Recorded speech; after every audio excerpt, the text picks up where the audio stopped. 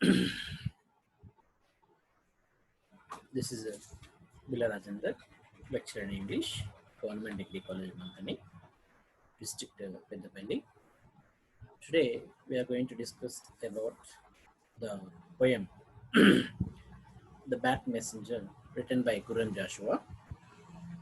It's a famous work by Gabilam, which was translated here as The Bat Messenger by Velcheru Narayana Rao.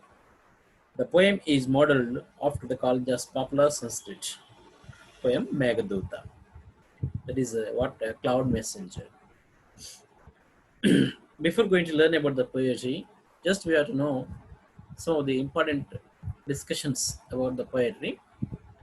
Poetry is what, according to the Wordsworth, William Wordsworth, spontaneous overflow of powerful feelings. In his lyrical ballads, refers to lyrical ballads, he mentioned that spontaneous overflow of powerful feelings. That means the spontaneity of a poet in his mind. The words comes to his mind as spontaneously. So here, again, in his previous to lyrical ballads, he mentioned that spontaneous word for powerful feelings and emotions recollected in tranquility. That's what emotions of a poet has to be recollected in tranquility. He mentioned about all this, and then while we are discussing about the poem and all the pattern of poetry, poetry is what we can say that it is a consisting. There are a number of figures of speeches according to the writing poetry. Then we can go through with the number of figures of speeches like simile, metaphor, and when we go through the genres of speeches in poetry, genres like we can see the epic. Epic means long narrative poem. Simile means epic. Sonnet means 14 lines poem, and like verse poems are here. It is a verse poem followed by the rhyme and rhyme scheme. Poem is poem has to be followed rhyme and rhyme scheme and rhythm also. So here the Bat Messenger.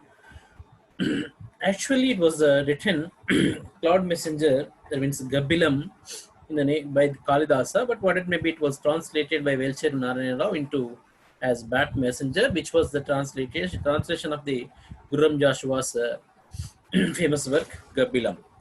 So, what it may be, the popular Sanskrit poem Meghaduta, which was adapted and translated and mentioned as Guram Joshua's Gabilam. Well, we go through with the Bat Messenger. We can see that here we can observe a bat. He's flying over, and there is a temple, and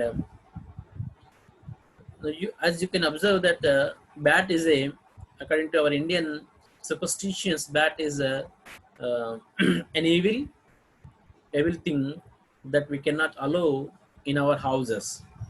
And but what it may be, these bats are they can live in the monuments, arts and monuments of temples in our villages that we can observe. And in the temple we can see the bats, but we cannot say that we should not go into the temple, and it's all what we can say, that's all according to the superstitions. So here we can come across the different aspect of the Guram Joshua, and he compares, and he wanted to say that about the Dalit. Dalit means a word which was derived as a man who doesn't have so much of money, and a man who is known for hard work. So if you go through with this poem, the bat is not allowed in the houses of rich people, and that means in normal people of the society. But what it may be, um the temple is allowing for the bats. So it is what we can say that it is a bad, evil, just like a death to the human beings. So according to these superstitions, Guram Joshua wanted to say that man is also, that means a man who is called as Dalit, who is called as untouchable. For untouchable, we can see that the word which is so much familiar in English literature, like Mulk Raj Anand's a great novel written by great novel as Untouchable. which we can see the untouchability as a glorious and discrimination of the human beings around our society. And they are thrown away from our village, and they are thrown away far away from our village, and they will live in a different, they will live in a far away places of a village. So that's what we can see. And when we look about the Guram Joshua's life, Guram Joshua was born. He was in the year of 1895, and he was died in the year of 1971. He was born in a leather workers family, an outcast community, and he was born to the Viraya and Lingamma. They are he in the village of Vinikonda, Guntur district in Andhra Pradesh, India. He a community of leather workers to the community of leather workers, and his poetry is striking and thought-provoking reflection on the pitiable conditions of the outcasts. So, when we look about the Guram Joshua's poetry, his poetry is striking and thought-provoking and reflecting the pitiable conditions of outcasts. So, it's the outcast people who are living in a pitiable condition.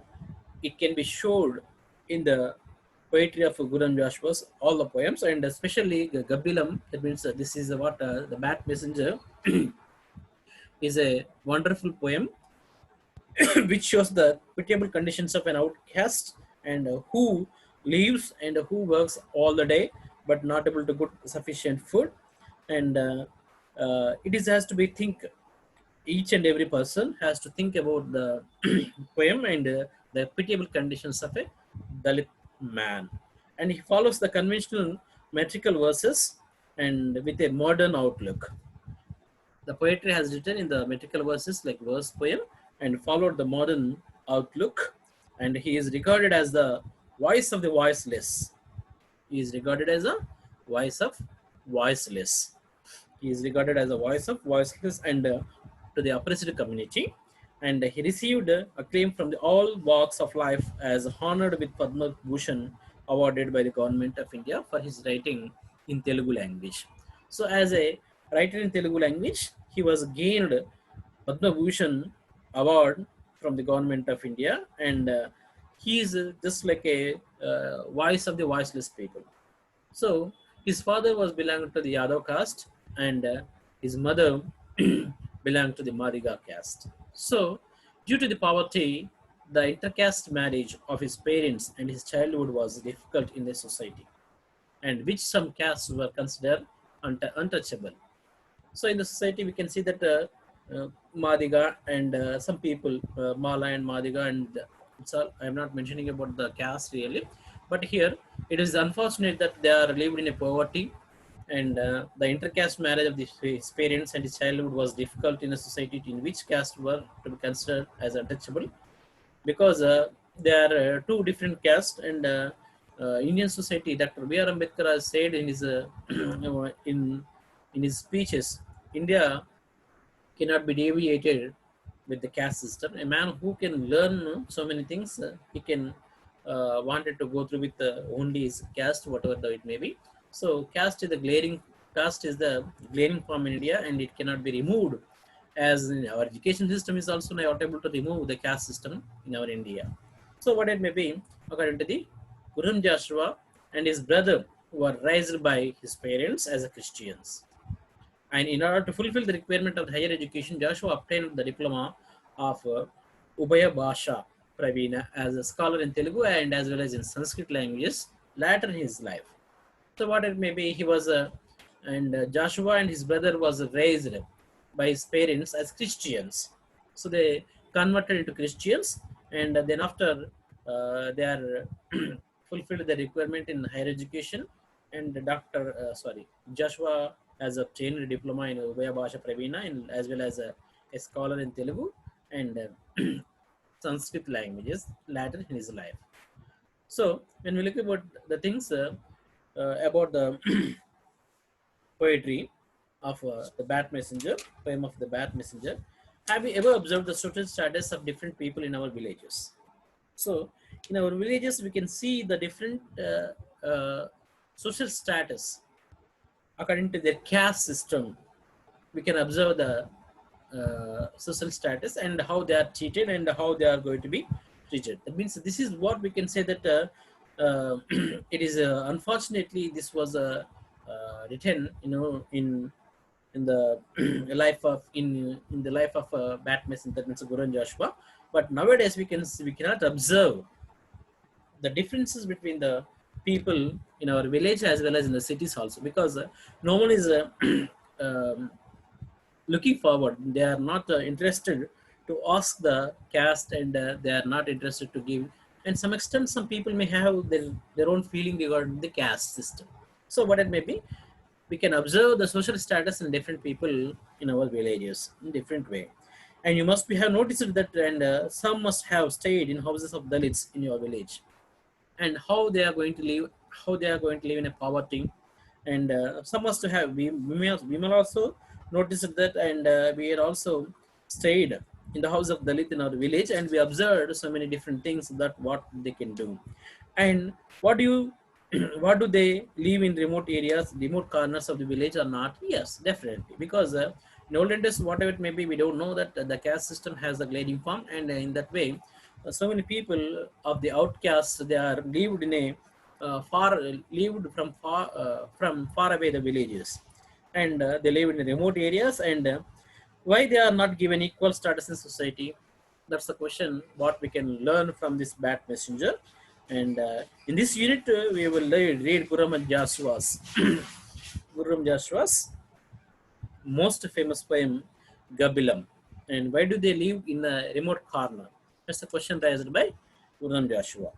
And which draws the Kalida's popular Sanskrit poem, Meghaduta, the cloud messenger, while making some crucial thematic changes. Learn more about the theme of the pitiable conditions, which deals with the Dalits in the society. So Guram Joshua's most famous poem, Gabdilam, the Bat Messenger, shows the pitiable conditions of Dalits in society. And Gabilam in 1941 is Guram Joshua's best known work. It was written in the year of 1941. It's before independence. Before independence, we can see the glaring forms of caste system in our society. But after independence and nowadays, we are not able to observe the glaring forms of the caste system or discrimination, whatever it may be.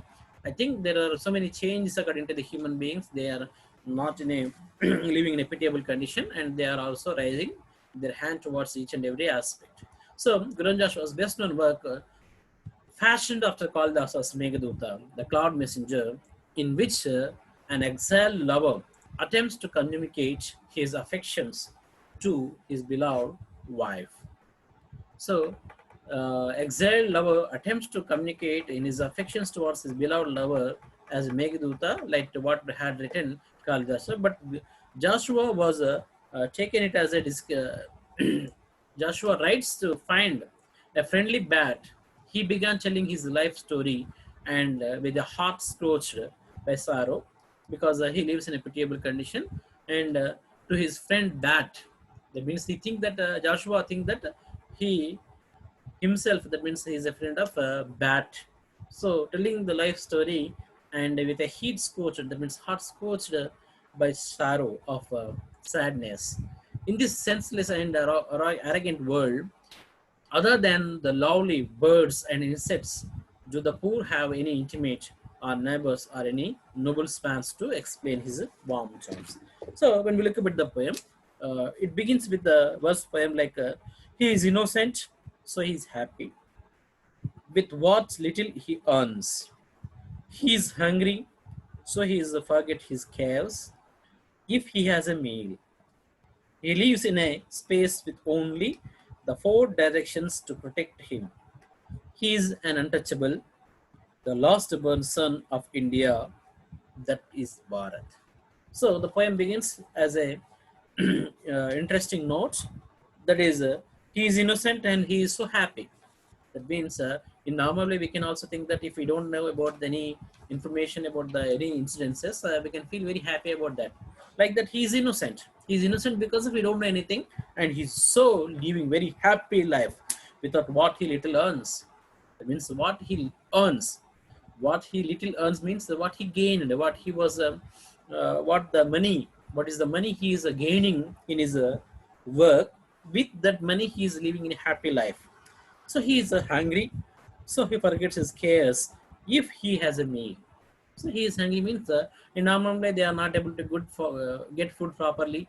As we can see that in the Untouchable also, Baka is one of the Raka is one of the boy who cleans all the toilet but not able to get proper food, and he has to take away bread which was fallen in a mud. And this is what we can learn the untouchability as a glaring form in India before independence. But what it may be here, when we go through with he forgets everything about his case and about his life and about his things. If he has a meal, if he got a meal on that particular day, he forgets everything. He forgets everything, and he lives in a happy life. And he lives in a space with only the four directions to protect him. That means he lives in a hut, I think, and it's not a wall. And he was protected by his hut with four directions, and he is known as an untouchable. He is known as an untouchable, and the last born son of India, that is Bharat. Yeah, according to the Manusmriti, we come to know that the last born son was Dalit, and the story of that Manusmriti is totally different. And India and Bharat, and the poem begins with the an intentional note that innocent and happy, and he feels very happy. He forgets everything about what he gets. If he get, he meals, and he lives in a direction with a space, lives in a space with only, he lives in a space with what he can lie down, and he can get up like a four directions, like just like a hut. And what he can called as an untouchable. And he was the last born son of Bharat, that is India. He lives in South Tanjavur. The city was once famous for the great king who supported the Telugu poets. He lives in Tanjavur, and lives in Tanjavur, the city of the once famous the great king who supported Telugu poets. He makes shoes to protect from the feet of his masters, and who keep him poor and keep him low.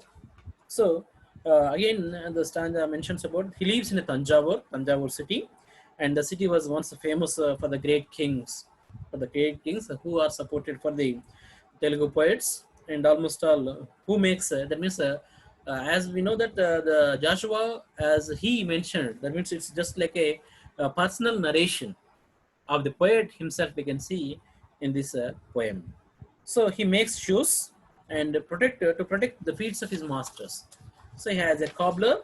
His duty has to make his shoes, and the shoes has to be has to protect his masters, like that. Then we keep him poor. Who keep him poor means the people who is keeping him poor and keeping him low as the masters.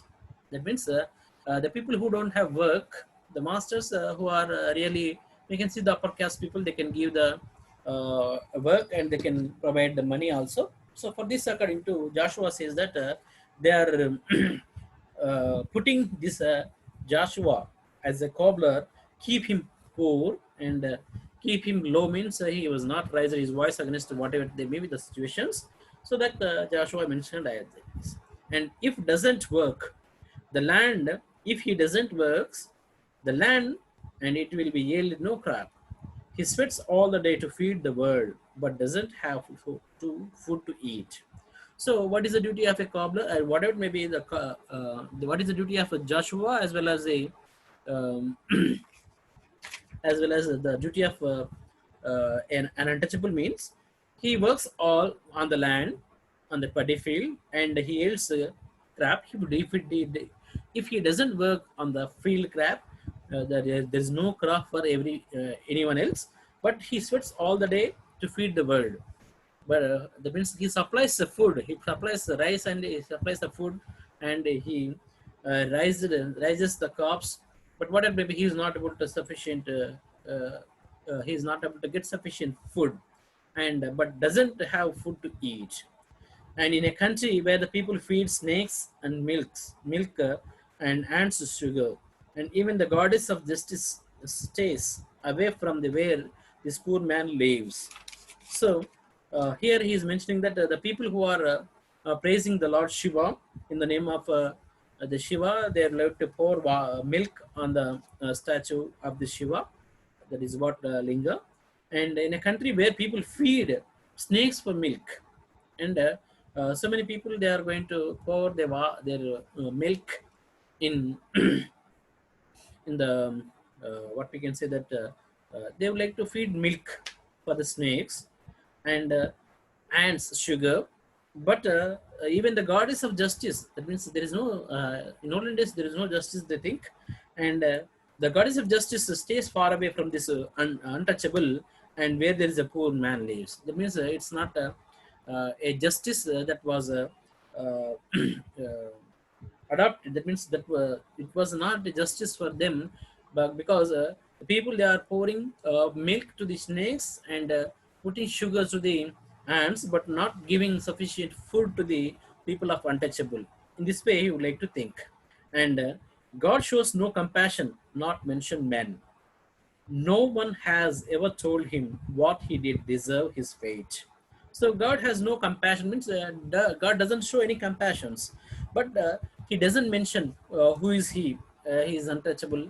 He is a Brahmin. He is a Vaishya. He is a VC. He is a OC. Whatever may be there regarding to the caste, God not mentioned about the caste, and the caste system is created by the work what they do, I think, and no one has ever told him what he did and deserve his fate. No one can tell that God what the God can do and what man can do and what a person can do. This is what we have to observe in the poem, and God cannot show any compassion towards any human beings. That's a real fact. And no one has ever told him what he did and deserve the fate. So, as we can say that the fate of a man, fate of an untouchable is different. And here he is saying that what happened to my fate, and God not given such a sufficient and good fate to mine. And the anti-goddesses poverty, anti-goddess means poverty is mentioning here as a anti-goddesses. Poverty is mentioning as anti-goddesses and sucks his blood for pleasure. So anti-goddess means here poverty sucks his pleasures and sucks his blood, and the four-hooded snake of Hindu caste hisses at him, and if he comes too close, and it is just what we can say that four-hooded means four headed. It's our four-headed. That means the four corners of the man. Hindu castes are glaring him and hisses him, and they are showing their um, different mood towards the Dalits. And all the day he works hard and returns home in the evening. And he returns home in the evening. He has his grill and rests when the bat enters in the house. So here you can see that all the day, all the day he has that means he works very hard in the field of Fadi and in the field of his masters, in the house of his masters. Then what it may be, he is able to he returns to home and takes the grail. Grail means and grail means, or we can say that it was a soup made by the rice. It was a soup made by boiled rice. So, and he takes the rest, and when the bat enters his house, and he is observing the bat, and it moves like a piece of darkness that has nose and a face and it's so of its own, and it's a fluffing wings blows out and blinking lamp the corner. So as in the hut, there is no and the proper light, I think. So what it may be, the bat enters into the hut and it moves with a piece of darkness, a dark a dark thing which was moving around his hut, and it has a nose as well as it has a face. It has its own, that means it has a different face and different nose, and that we can see the normally so many people they are afraid of looking the bats. So like this uh, the it's a flapping means blow out. So it's just like a making noise, a big noise by its plots, and flopping, and the blanking lamp in the corner of the door. That means in the corner he had a lamp, and from the lamp it was moving around his hut. he begins to speak to the bat of his life and all his troubles. And who else will listen to him if not birds, but by beasts and insects? So the poor man, he showed his interest towards speaking towards the bat, and he began speaking his own story, a life story, which is of his life of troubles and pitiable conditions, and his struggles towards the gaining food and everything else. And who else will listen? That means no one is able to show their interest towards the life of this poor man. And if they are not able to show their interest, but birds or beasts and insects, they can listen his voice. And you live in temple and honor, generate to the people like us. Welcome to you, sacred badge. I hope you are well in your penance of hanging upside down with your family and friends. I hope uh, speaking with the bat and mentioning that you live in temples and honor. That means almost all bats they can live in places like temple and whole houses and a tree like that. A bat was lived in a temple and it was honored by the people of all the castes and denied to the people like us, and we are not able to enter. We are not able to have the permission to enter into the temples in olden days. And the prince, as untouchable, he is not able to enter into the temples. And welcome to you, the sacred badge. That means you should be just like a holy badge, and you are honored by the people of Hindu caste and all the people, and even you are honored and you are praised and you are prayed. So I hope you are all well. As a soccer bat, welcome to our home, and this is my home. And I tell you that you are a sacred bat, and I am welcoming you. I hope you are well, and in your opinions of hanging ups and downs, that means bat can hang over to the wall or what it may be into the upside downs method. And with your family and friends, you are enjoying with your family and friends. And this is the house of an untouchable. Try to know that this is the house of an untouchable, and you have to come here for what have to come here for? Why do you come here? And this is the house of untouchable. You cannot know, the means you don't have anything to eat here except the insects around the lamp, but you cannot have anything to eat here. And why do you come here? And in what way? That is, he's asking, why do you come here? And have you come here for what? And you dine in the company of gods, but you come here where there's no food. You dine in the company of gods. That means you live in a company of gods. But here, you come here, you don't have anything to eat. You don't have anything to eat. So, you don't have anything to eat, and try to understand that your leave. And but you come here, there is no food. You come here, there is no food to eat. So, as you know that there is no food to eat in the untouchable, the house of untouchable, heart of untouchable. You come from a line of sages. You gave their lives for the world. Bird, I bow to you. You would be my favor. The world sleeps the night in peace. I am here abounded as if have an incurable contagious disease. So you come here in the line of sages. So you come here in the line of sages means you come here with a divine, with a holy heart, and you have gave the life of the world. You gave their lives for the world, and bird, I bow to you, because you are also praised by the people, and you are also given so much of food in the temples. But now I am not able to give you sufficient food, which you come here, which there is where there is no food, where there is no food, you come here. And bird, I bow to you, and would you do me a favor? So he's asking that to do some favor to the man of untouchable. And the bat, that means actually bat cannot listen the voice of the man, but what it may be, he is explaining through his uh, pitiable conditions and his sorrows and struggles can be explained to the bat. And do me a favor. He's asking a favor to do, and the world sleeps this night in peace. The entire world and entire village sleeps in its nice, in the peaceful manner. And I am here abandoned. That means I am here abandoned means I am thrown away from the villages, and I am living far away of the village.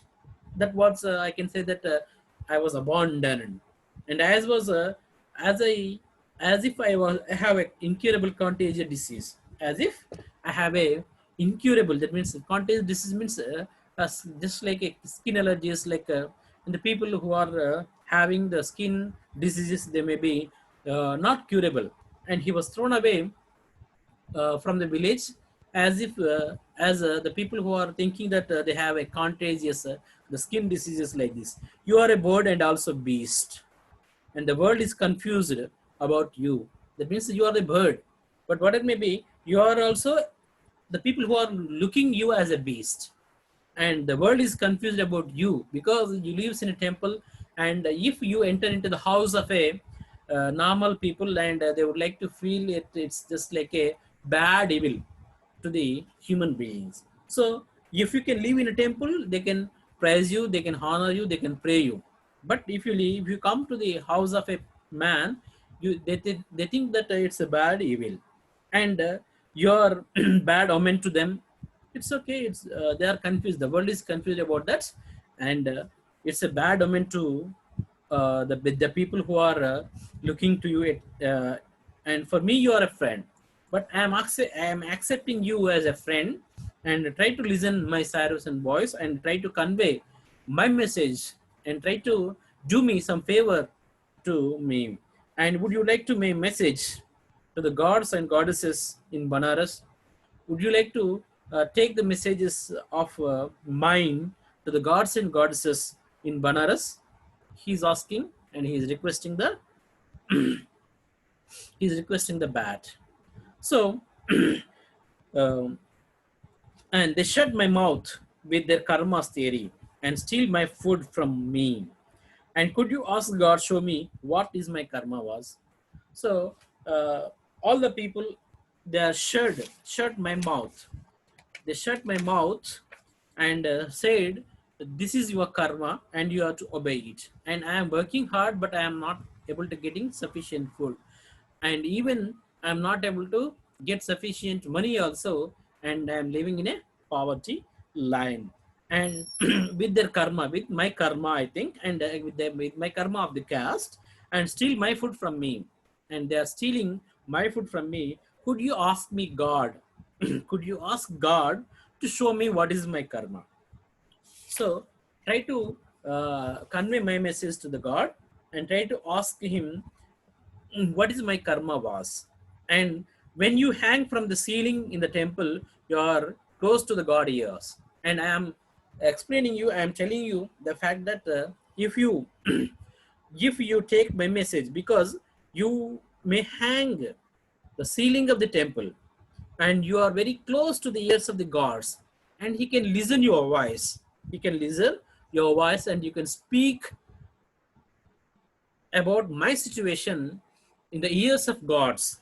So try to take my message to the God, and try to ask him what is my karma, and how I am living in a different situation, how I am living in a pitiable condition, how I am living in this type of different situation from the others. So like that again, I would like to tell you that the gentle bat tell me oaths to God. Gentle bat, tell my oaths to the God. And when the priest is not around you, because priest is not around you means priest cannot allow you to speak with the God. So as we know that he is just like a mediator between the priest and the human beings. Priest is a mediator to the God and human beings, and priest cannot if there is no priest, then you can try to explain my sorrows and oaths to the God's ears, and come back and tell me, please, what the God has said. And you go there and say, explain my sorrows and joys, and come back and explain me what God had been said. And I have no one else to turn to for help or support. I don't have anyone else in my life to make support from them. And it's what no one else turn up him. There is no friends and there is no other people I can have. So you are only one an evil thing, or you are only my friend, and you try to convey my message to the God and try to explain me, try to say something what God has been said to you. And I don't have any. I don't have. I don't. I don't. I don't. I don't. I have no one else. I don't have anyone else. And turn to and for this help, and you are only supported. And my home has no doors to close. It means in olden days there is no doors to the people of the Dalit people, and it's just like a hut, and so that you can come at any time and you can go at any time whenever you think. So my house cannot have my home cannot have doors, and it always open to you. You can come at any time, and you can you can go at any time, whatever you think, and you don't have to knock the door day or night, and you are always welcome here. You don't have to knock the door because there is no door, and you can welcome at any time. You can come at day or night, and I always welcoming you, and try to convey my messages to the God, and take my messages. And in this way, Guru Joshua wants to show his pitiable conditions about the Dalits in olden days.